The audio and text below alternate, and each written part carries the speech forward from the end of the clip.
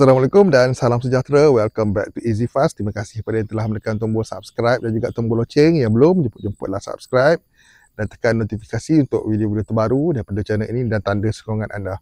Okey, baik. Pada video kali ini, Amy nak penjelaskan tentang pembayaran untuk tarikh 19 dan 20 hari bulan Oktober ini untuk STR fasa 4 ya. Jom kita mulakan. Baik, perkara ni agak mudah sebenarnya, tapi Amin kena jelaskan sebab ramai yang bertanya, ramai yang nak tahu berkenaan dengan maklumat ini. Okey, jadi Amin maklum ya, untuk tarikh 19 hari bulan Oktober bersamaan dengan hari Ahad ya, akan ada pembayaran untuk Bank Simpanan Nasional. Ada.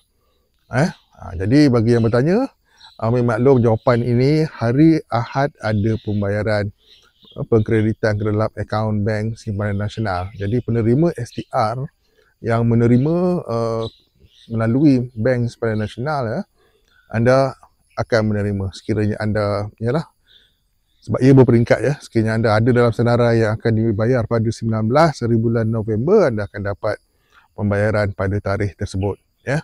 Dalam erti kata yang lain, walaupun hari Ahad dapat pembayaran, sebab hari Sabtu permulaan pembayaran pun dah ada orang terima, hari Ahad pun anda akan tetap menerima pembayaran ya, berperingkat. Kalau tak dapat, sabar-sabar.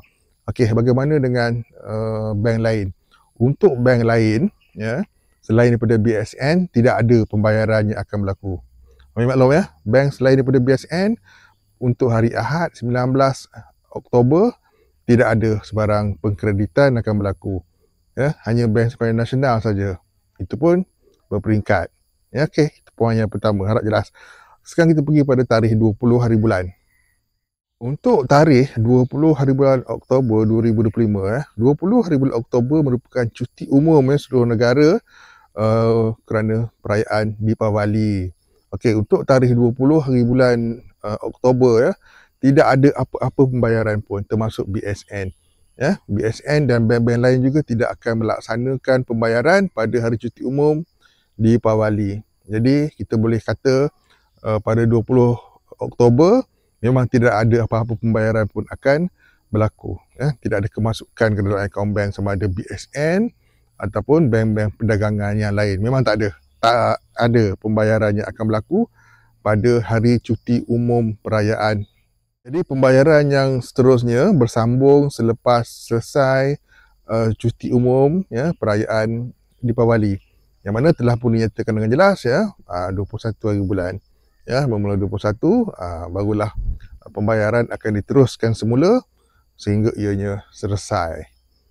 Jadi itu kita kena fahamlah, memang hari Sabtu dan Ahad BSN akan menyalurkan, tetapi pada cuti umum memang tidak ada pembayaran ya, sama ada BSN ataupun bukan BSN ataupun bank mana-mana sekalipun, tidak ada ya. Cuma 19 hari bulan sahaja yang ada dan 20 tak ada apa-apa pembayaran.